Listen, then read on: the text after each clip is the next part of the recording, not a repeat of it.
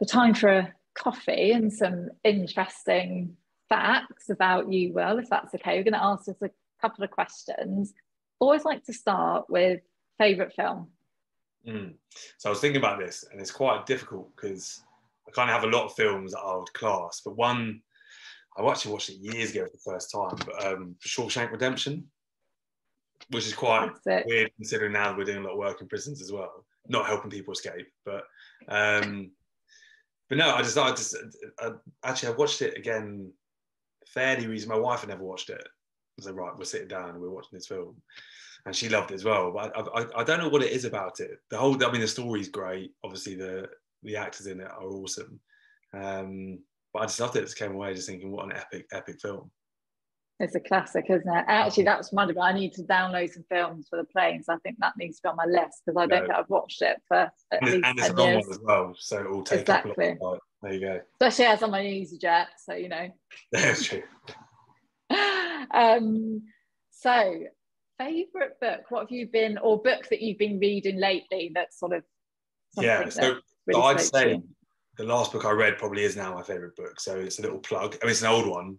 It's obviously backwards there, but Philosophy for Life and Other Dangerous Situations by Jules Evans. So Jules Evans actually got brought into the club when I was playing to talk to us, the squad. So he's a philosopher himself and a student of philosophy, and amongst other things. And we set up at the club a philosophy club. So basically, it'll be kind of one lunchtime or after training a month. And he came in to kind of kick it off. Where basically we just chuck out kind of a life scenario situation, and essentially the boys would just discuss their thoughts on it, and you learn a huge amount about people in those sessions, going to all the points we said in terms of the way people think about certain societal issues and all the rest of it. But this book is essentially going back and looking at all the ancient philosophers like Socrates, Aristotle, Plato, all these people, and actually looking at how instrumental their philosophies are now and how they manifest themselves in, so he uses a great example of CBT, so cognitive behavioural therapy, is effectively Socrates. So it's everything Socrates spoke about in ancient Greece in terms of the ability to question your own thoughts, which then changes your emotions, which then changes your behaviours. So CBT is cognitive behavioural therapy. It's to change your behaviours through thought, through emotions and all that sort of stuff, which is Socrates. So this ability or belief that we can change who we are and how we think through self-reflection, self-questioning and all these things. And he's got loads of examples and, stuff around Plutarch and all these, and Epicurus and all these people. But it's brilliant. It's fascinating. So I never really knew a huge amount about ancient philosophies, so that was fascinating. And then as you're reading, it's one of those books where you go, actually, like I've been in that situation where I thought that way, or if I thought that way, that would have really helped. And again, just from kind of a opening your mind point of view, it was awesome. Yeah, so that's a brilliant book.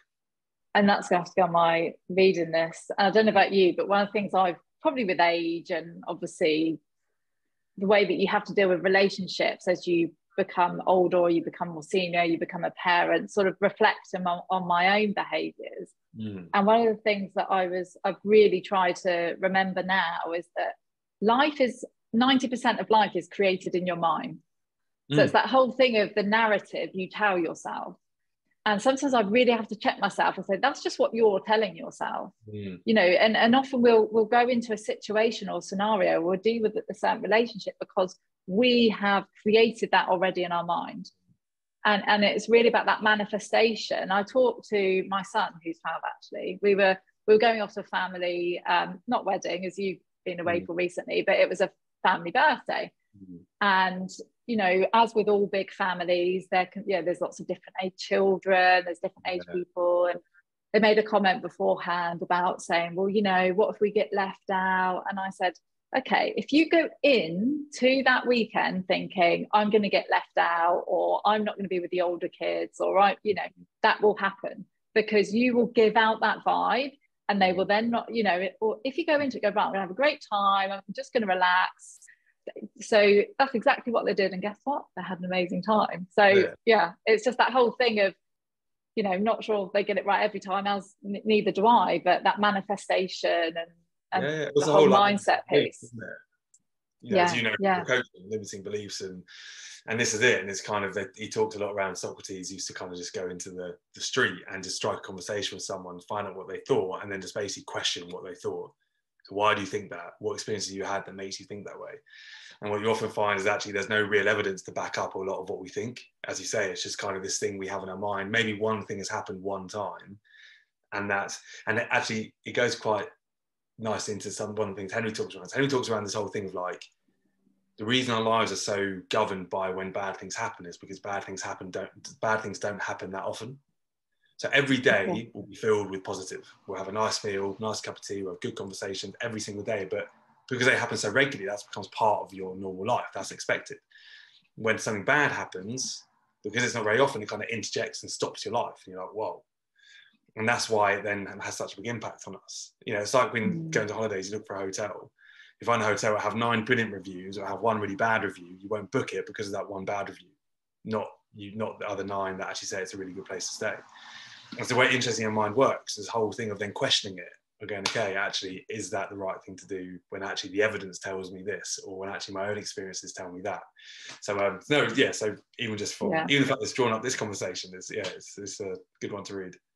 Yeah, and actually, just quickly leading on to that, in terms of the team stuff that we spoke about earlier, I think it's having that team around you as well, or even if it's, it could be Sean, it could be your wife, it could be your 100%. Your teammates. So basically saying, that's in your mind, or questioning, as you say, questioning what you're thinking. So, and that can be quite hard, because if you're quite strong-minded, as I'm sure we are, and we're determined and those things, and someone questions our initial reaction can be one of being defensive about our position on it. And actually, I mean, sometimes I stop myself from being defensive. Other times I'll be defensive and reflect and think, actually, on reflection, maybe I could think a bit differently about that, or a bit, and I guess it's, again, just a journey through the mind, isn't it? And this is it. And another book I've read, the one before this one, was No Rules by Reed Hastings, who's one of the co-founders of Netflix. It's kind of the growth of Netflix, and he talks a lot around a similar point in terms of,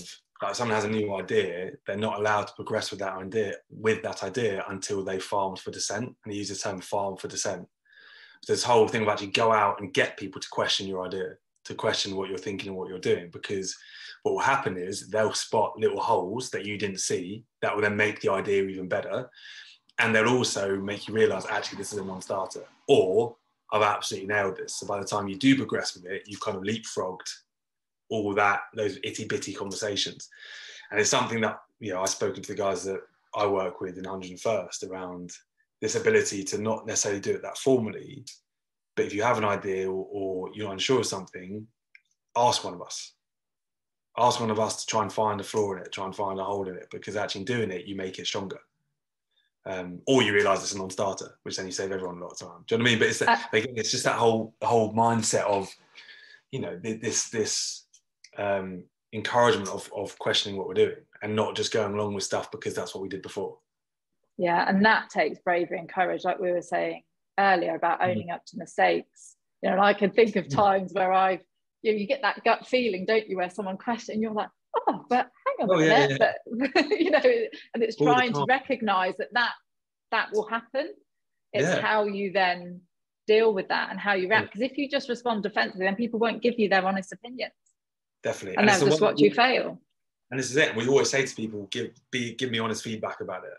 And when they do, it's then very difficult to actually take, because sometimes it's not what you want to hear. We had one recently actually with a client, and a bit of feedback. And my initial reaction was exactly inside, I was just going like this. I was like, and I took it, and obviously we had a good conversation. It was great. And I rang Tommy, who works with me.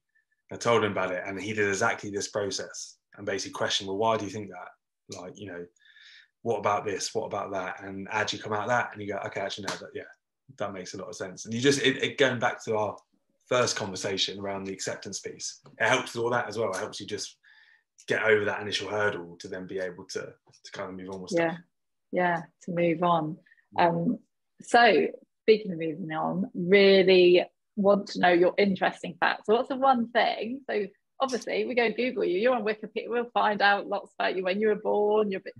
But what do we not know about you? Is there an interesting fact you want to share? I said this to you just before we came back on, it's not that interesting. So I used to play the drums as a kid, and I used to be in a band. Cool. What sort of band?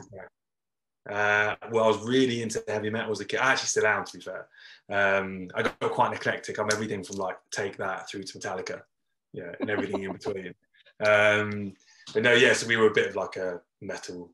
We didn't really make our own songs. We just played other people's songs. But yeah, that's probably my. But you hung up your drumsticks and went into rugby and put on your boots. Unbelievable. Air drumming is my thing. Thanks, Will. Enjoyed that coffee break. But just come back to the start. So we've spoken a bit about your journey, or a lot about your journey actually, and some of the work that you're doing with 101st, and the transition from rugby through to where you are now, and obviously plans that I'm sure you have for the future. Could you share with us some of the sort of key milestones of that journey, and give us a bit more information about how you work with teams, individuals and businesses to really manifest what we've been speaking about today? Yeah, of course. I suppose with the business I run now, I've almost got to go back to that initial bit when I finished to give the context behind why what we do. So when I finished, because of the period of time I'd been involved with the club, say to a really successful period, because I've been there since kind of 14, boy and man, or man and boy.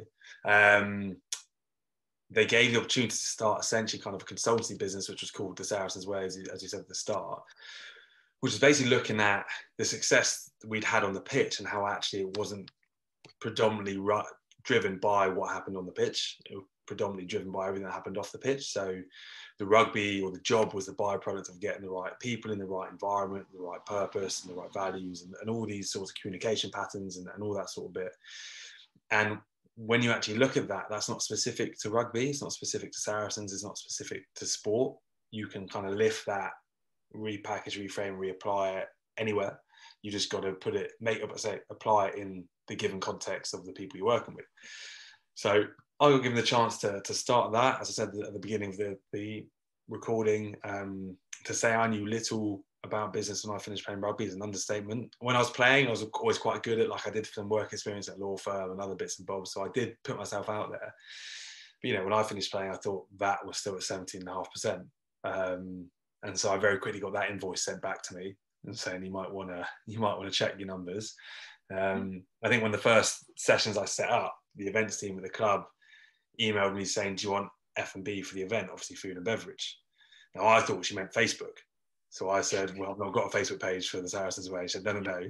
Do you want food and drinks? And I was like, okay, cool. So all those acronyms, but I still don't know what a lot of them are. But so I started up. So what was great about that was it was full in the deep end. So the first kind of 8 months of it was very much an experiment. It was kind of see if you can get something up and running. If you can, great. If you can't, no harm, no foul.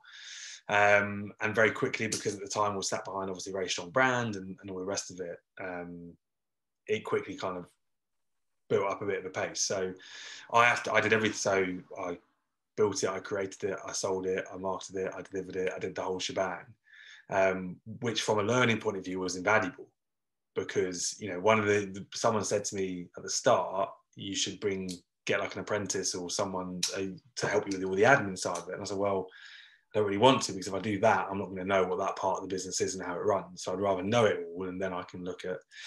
So I did that part of the business for about 2.5 years, and it took off. It was flying. I had some really big bits of work with clients, and it manifested itself initially from more of like a keynote thing into as with your previous employers came along to, day workshops and time on the pitch. You bring some of the players along, and it really became quite a nice bit of work. And then the club kind of got embroiled in the salary cap scandal in January 2020. So building up to that point, I'd always had in my mind that the business was quite limited. So there's a very thick ceiling as to how far it could go, because it was so reliant on the brand and the lads still performing on the pitch. And if either one of those things kind of faltered directly, that would impact this business, because it's reliant on those things. So I always planned to grow a bigger business, of which this would be an element of it. So the idea was kind of there. That obviously then all came true when the salary cap stuff happened. So I think not even in a matter of days, I think it got announced in the morning. By that afternoon, we basically lost all our business for obvious reasons. So, you know, and just on that, how did you lose? So what happened? Did you literally get messages saying don't want to do it now? Yeah. Phone calls, emails. To be fair to them, actually, most of them did ring me, because the issue wasn't, thankfully, it wasn't me or the program. It was the association, because of what we were talking about and the values of the club and these things. Obviously, then they go, well, that slightly contradicts what's happened.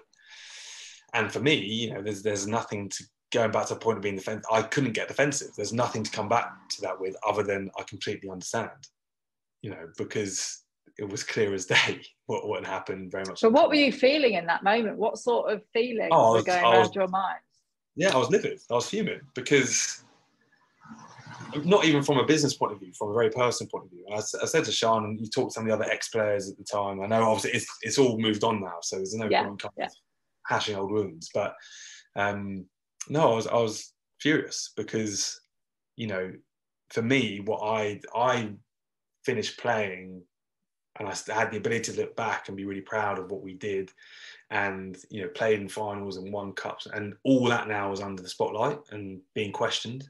You know, how the validity of what I was a part of was being questioned. And I found that really tough, because I finished, and that was kind of my saving grace, that I could hold on to that, having finished playing way before I wanted to. So when that was in question, my own kind of, I suppose, identity in a way, it felt like that was, and it wasn't, again, going back to what we spoke about with the philosophy, my identity was not being questioned at all, but I felt like it was, because it was so directly connected to what was happening. So that all unfolded, and then obviously got compounded. So very quickly, kind of, I didn't really have a huge amount to do. So I did a lot more work with the foundation in the interim. We were trying to figure out essentially what a new role for me would look like in the club, or kind of like a hybrid role. And then COVID came along, so obviously we all got put on furlough. And when that happened, that was really this kind of like, I don't know, catalyst in my mind to go, right, I've now got an opportunity where I'm legally not allowed to do anything for the club. So I dive into my idea in my head. What would this bigger business look like? How would it operate? What would we be doing? And so really, that period allowed, that furlough was probably one of the best things that happened to me from a work point of view, because it allowed me the time to formulate this idea and kind of make it real and put some meat on the bone. So, and in a weird way, I was probably the only person throughout those first couple of lockdowns who was quite happy if I got made redundant, because by a few months in, I was like, this is what I want to do. You know, this is so kind of August 31st, 2020 came about. I was made redundant, and September 1st, I launched 101st. So it all worked out quite well. So really, 101st, what we do is very similar to what we did the Saracens way, but with the ability to actually genuinely grow and scale and be bespoke to our clients and what they need. So what we do, kind of the MO, is to use the power of incredible real life experiences to drive change. So the biggest learning I got from running the Saracens way was the power of storytelling, and how actually facilitating the right way of telling the right way. The learnings you can glean from other people's experiences are huge and actually can be used elsewhere. So this kind of fundamental belief that whether you're an extremely successful individual team organization, or you're an individual team organization that's been through change, been through adversity, and come out the other side, the fundamental factors that allowed you to be successful, that gave that resilience, are actually the same, if not very, very similar. The only difference is the context in which we apply them. So what we do, using Henry as a great example, we do a lot of work with clients, again, around dealing with change. We don't call it resilience, we call kind of dealing with change, accepting change and building resilience, where Henry is kind of our story. So Henry comes in, tells his story. What we then do is go, Henry's story is amazing. We've got all the good inspiration, motivation from that. Let's now take Henry out of the story. Let's forget about the accident, purely at his mindset, at his language, the tools he used to get him through. They're the bits we're going to use. So let's reframe them, repackage and reapply them into your context to give you the same level of output and achievement in whatever it is you're trying to do. So that's kind of what we do. And through workshops, we've got an analytics platform that we can actually kind of track culture. There's loads of different ways, and I won't go into them because people can hopefully kind of look it up off the back of this. But it's been great, and there's 4 of us now. So it was myself and a guy called Tom Bednall, who was kind of from day one, who's been, without him joining me at the very start, we probably wouldn't still be going. So he's been awesome. But about a year in, we had this idea of going, what we do is great and we love it, but the end product is essentially organizational performance through the lens of people. We kind of frame ourselves as, we look at everything before the job. So I can never come into an organization and tell someone how to get to their job, because I've never done their job. I've never worked in their organization. What we can do is look at everything that comes before that. So how do you create a group of cohesive people that have common goals and shared values, that have a higher purpose to work towards? And if we do all those things, then indirectly people will become better at their jobs because they're more emotionally Well, it goes back to what you said earlier, and I quoted you on success on the pitch is driven by what happens off the pitch. I guess you're bringing that to life, aren't you? Exactly. And going back to all the stuff I learned from sport, and a lot of what we talk about is stuff that I was very fortunate to have experience playing at Saracens in the time that I did. So about a year in, we had this thing. What we do is of course we absolutely love it. It's our baby. But we were like, if we used our own, it's going back to the whole question yourself, if we used our own MO on ourselves and reframed and repackaged what we did and applied it elsewhere, this could be really genuinely impactful for someone's life. So that's where the foundation then comes in. So when I was working at the club had a program in Feltham Young Offenders Institute in West London that I ran a lot of there. So that was my first experience at prison, and that's where kind of my passion, if you like, for that side of life was sparked. So I always was biased towards wanting to get back involved then. And so we had this idea. A guy called Sam Clode, who was heading up the Saracens projects at the time, had kind of handed his notice, and we were in a car park in the Mount prison, which is a prison in Hertfordshire. And I said, "Oh, Sam, I've got this idea, about starting this foundation. I don't really know what it looks like or how it operates, And he said, "Oh, it's funny you say that, because actually I was going to start my own charity, but you have, the structure, the brand and contact, why don't I just come in and start the 101st Foundation?" So a 20-minute conversation car park has now turned into a foundation as we're going for a year that's had made like unbelievable impacts. We worked down H&P Portland, we're on the prison service spectrum and all this. So kind of all those experiences. Now we've got a business that's been going for 2 years, a foundation that's been going for a year. The two intertwine quite nicely. So obviously a lot of our guys that come out, it's all, you can run the best programs that you like in prison. If there's not a job or there's not opportunity when they come out, this bit's almost pointless. So a lot of our corporate clients have opportunities and roles that have low barrier to entries and they need work. They've got labour shortages. So we're going, well, we've got a group of people here that are desperate to work, desperate for stability. You're desperate for labour. Well, so you end up working quite holistically with clients where you're looking after all their kind of corporate and that side of it. They then help us, and these guys recruitment. You then also tick their CSR boxes because they volunteer as mentors, and so you end up getting this quite nice holistic kind of way of working with some, not all clients obviously, because it's very dependent on what they do, but with particular clients you build up these really nice kind of relationships and way of working with them. So it's great, and I love it because it gives me, running a business and owning a business gives me the opportunity to actually do everything I talk about, and actually implement stuff that we talk to clients about, and my own beliefs and how I think a team should run. So my old man always says to me when they come down to see Evie, he says, "Do you actually ever work? Because whenever we come over, you always come down for a cup of tea." Because he's that old school kind of, generation of you're in work till 10 o'clock, you come home, you go back to work at 6. And I kind of said, well, yeah, of course I work. We're still alive. We're doing pretty well. So, but I said, the thing is, difference now is that I know how I work best. So for me to work best, I need the time with Sean and Evie. If I just went flat out all the time, I'd burn out. It's bad for me. It's bad. Well, for you're business. also missing out on, I guess, everything you're doing it for. Miss out on the joy. Part of what we do is for our family, isn't it? So we don't get to enjoy 100%. it with them. 100%. And also, it's not like, if someone wants to come along down the line and buy the business for multi-millions of pounds, obviously I'll have that conversation. But that's not why I've started the business. Just saying. Yeah. But that's not why, I've not, like a lot of businesses start with the intention of an exit, which is, it's absolutely fine. But that's not why I've done it. I've done it because this is something I enjoy doing and I'm passionate about doing it. It's the opportunity to actually create something that has an impact. You know, you kind of leave a bit of a legacy and all the rest of it. So because of that, I don't, you know, I can manage my time. And as long as I talked to Tommy Sam, we've employed someone else into the foundation now called Jay, who's awesome. We're actually, little plug, we're actually putting a job ad out this week or next week for a marketing role for the business as well. So if anyone's interested, keep your eye out for that. But, you know, very quickly you go from a team of 2 to a team of 5.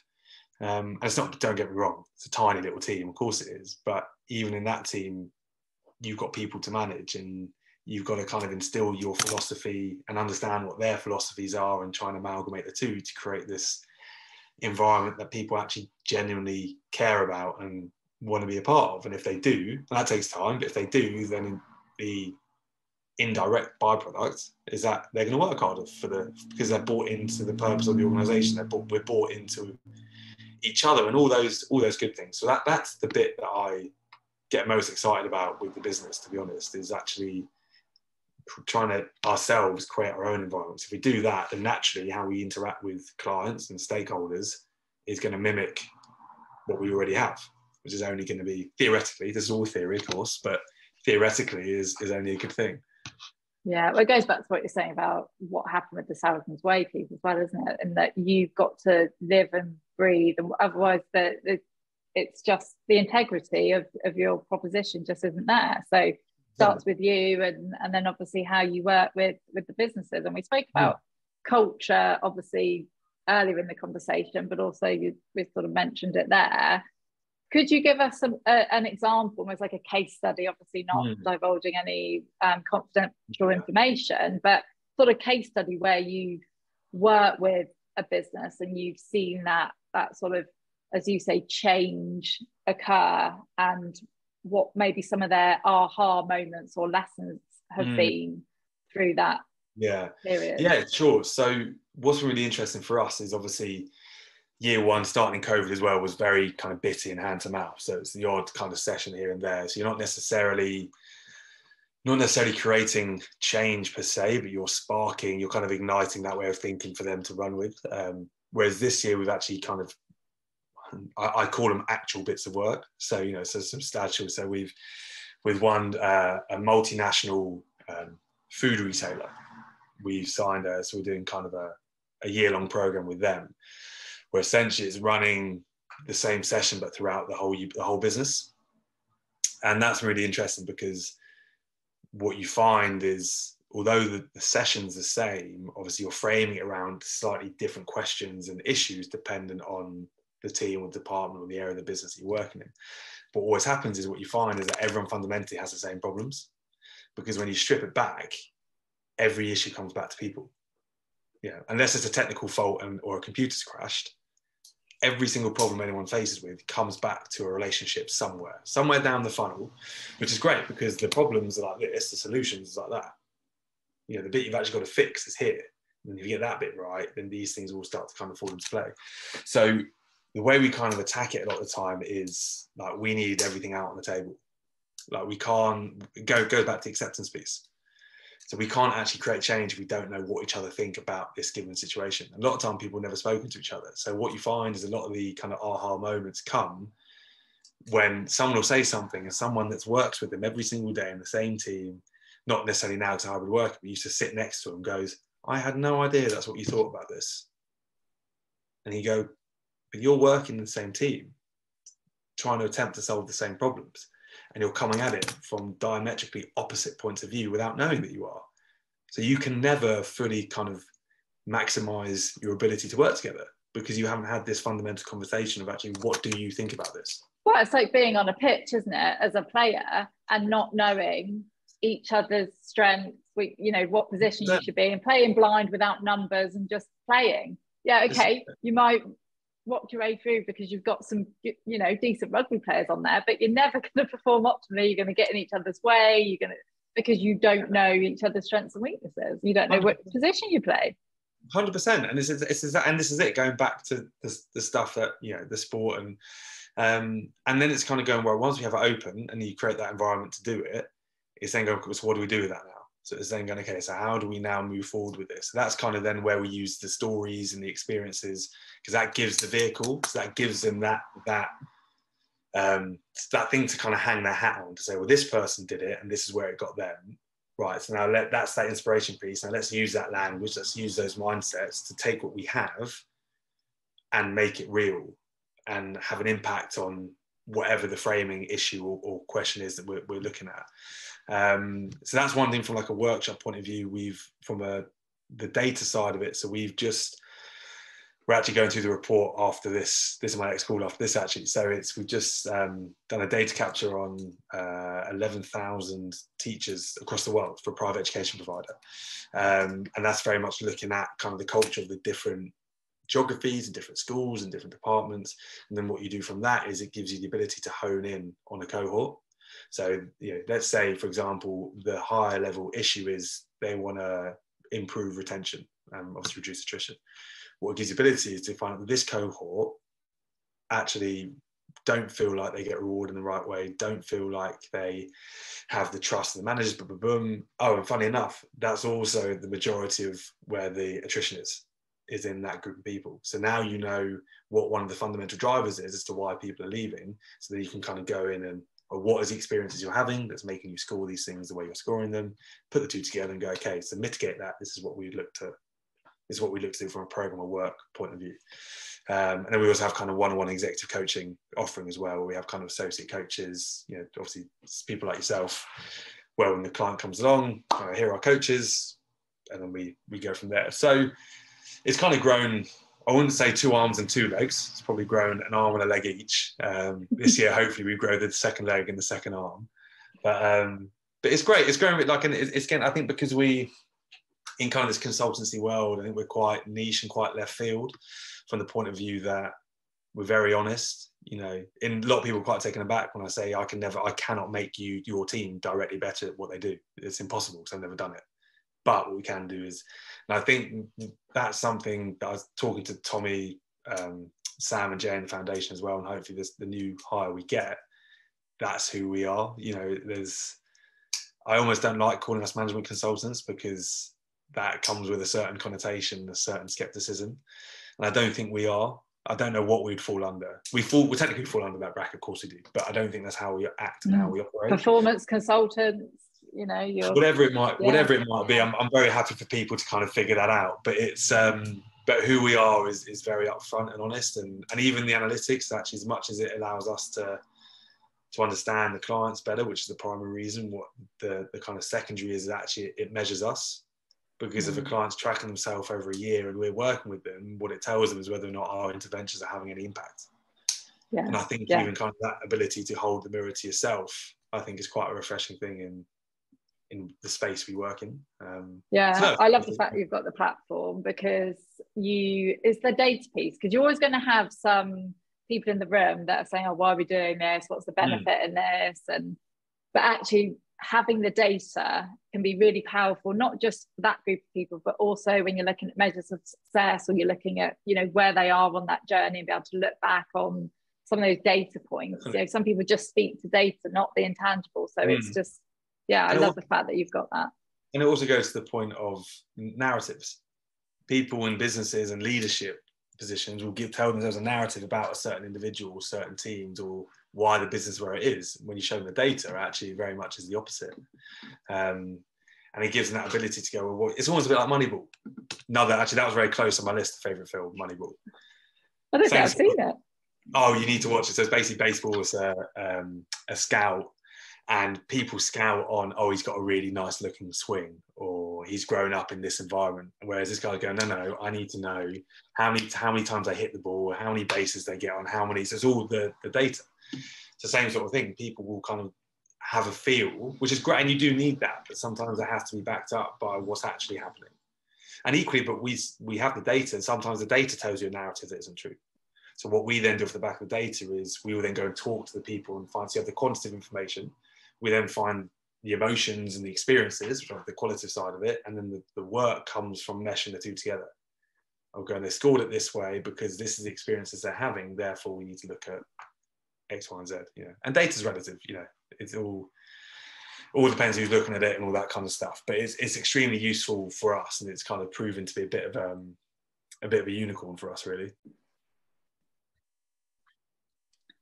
Yeah, brilliant. Well, thanks for taking us through that. I think we could talk about what you do with the business for so much longer. But I think what would be really good now is to go into some of those lessons that I'm sure you've learned through setting up the business. You know, you spoke about it's growing one arm, one leg, and you know, you've been building a business and that whole foundation piece. So would you be able to share for our listeners maybe one of the biggest lessons or a number of the lessons that you've really had to learn as you got your business off the ground and to where it is now? No, 100%. So I think it's kind of a common theme throughout our whole conversation, really. So I think it's just the ability to do something and learn from it. It seems with my biggest learning is the ability to do something and learn from it. But I think it's the amount of times with the business where we had an idea, we gave it a crack.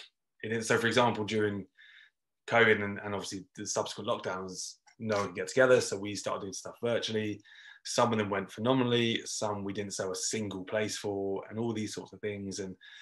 And just trying to kind of go along the lines of understand, well, why didn't it work, or why did it work, and actually going forward, is it feasible, is it not? And so we're kind of not using too business crappy words, but like kind of streamlining what we do to a point. And the biggest thing I've taken from rugby that I've implemented was, and I've said this to Tommy, I say this to everyone, is when I was playing, the thing I wish I'd known as a young kid coming through was what I'm good at and what I'm bad at. So as a young kid, I tried to do everything, and invariably in trying to do everything, you do nothing.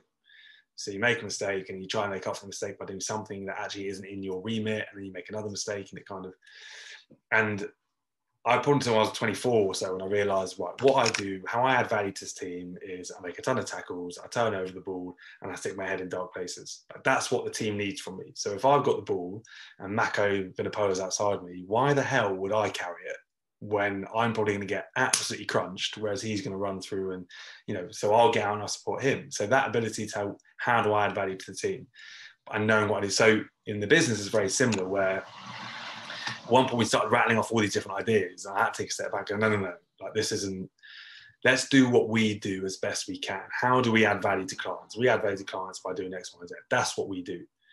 All the other stuff around it, and it's not a huge amount, when you look at consulting services, it's very small. All the other stuff we do is we find people that can do that better than us, and we form connections with them and we bring them into the fold. And this whole collaborative way of working, at the club, we often spoke about collaboration over competition internally. So yes, there's competition for places, but at the end of the day, whoever gets that shirt needs the help of the other people in that position to best prepare them and all that kind of stuff. So we've kind of taken that with our clients. We don't really have competitors. We have people that do stuff better than us, so we'll bring them in with it. So we have a client, we work with them, and they go, we've got a huge IT issue. We go, cool, we don't have a clue how to deal with that, but one of our associates and one of our partners does. So let's bring them in. And so the learning is that ability to understand, well, what do we do well? How do we add value? Let's nail that. Once we've nailed that, we can then start to look at potentially other areas where we could dive into, or other sectors or other industries or whatever it might be. So there's two there. So the first one is actually the ability to that kind of, again, that self-questioning and reflecting on what we're doing and how we're doing it. And then off the back of that is actually having absolute clarity in what we do and who we are. And off the back of that, then making sure that that's what we hone in on. And until we do that, not walking before you can run, all the cliches you want to put into it. But, I think that's the biggest thing, especially with new businesses. I think it's very easy as a new business to get sucked into rabbit holes and to suddenly see an opportunity that's slightly outside of what you originally set up to do, but it's quite lucrative. Like a short term, we could get a bit of money from doing that. But that's all it is short term. You get a bit of cash, and then what you do is you stretch yourself, and your own is only, and then you fall outside of your capacity. And then what that does is actually scupper you for the whole reason why you set up the business in the first place. So, I think they're probably the biggest things that I've learned. Yeah, I think they're really good messages as well. And I can relate to that, having, only recently really started my entrepreneurial journey. But I've seen it around me and certainly experienced it myself, where experimenting is good. Putting your head down the rabbit hole, at least to have a look and work out, is that somewhere I want to, go down into or not? That's great. Or actually getting partway down and backing out.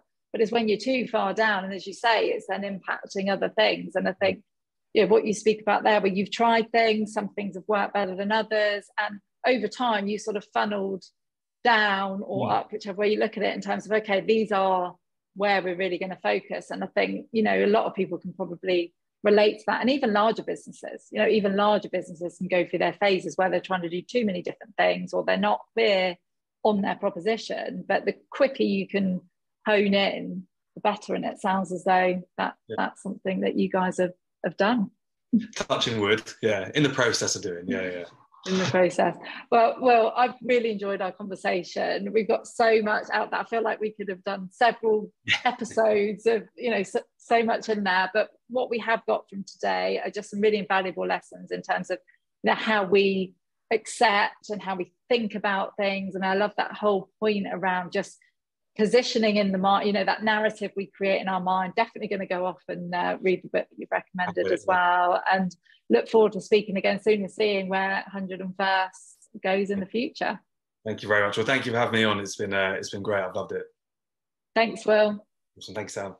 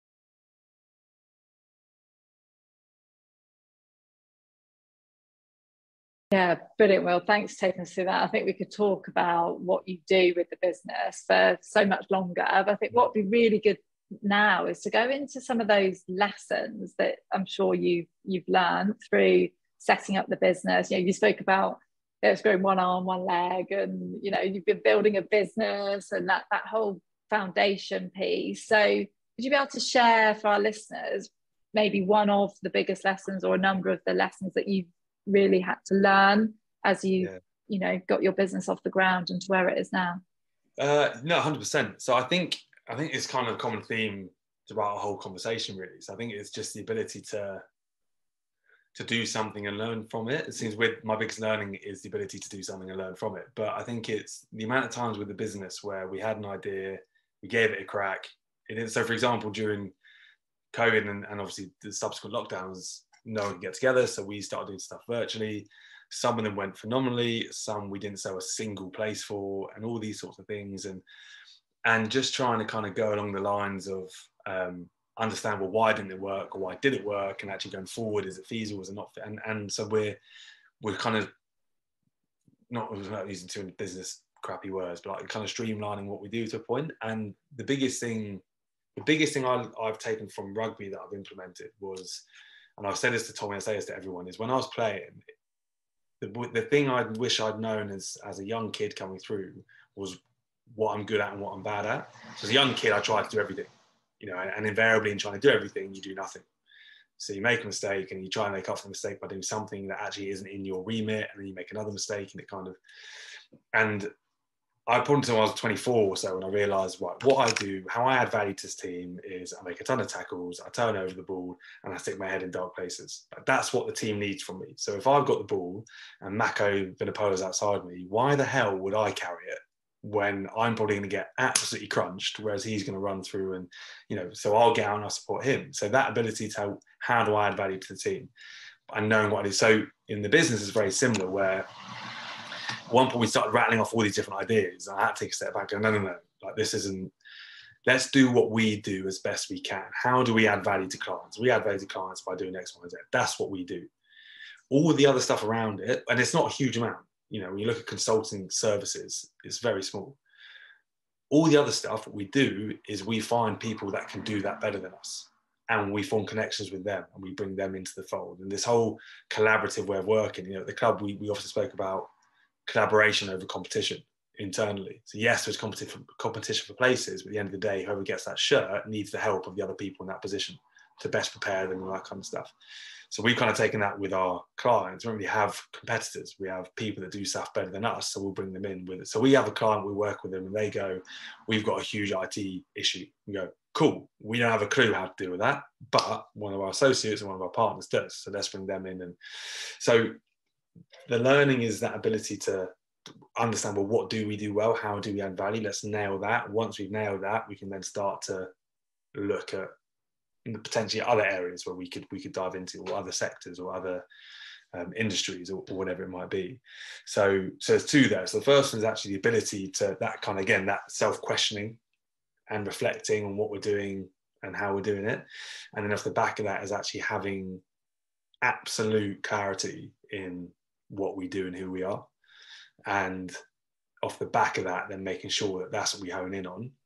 And until we do that, not walking before you can run, all the cliches you want to put into it. But, I think that's the biggest thing, especially with new businesses. I think it's very easy as a new business to get sucked into rabbit holes and to suddenly see an opportunity that's slightly outside of what you originally set up to do, but it's quite lucrative. Like a short term, we could get a bit of money from doing that.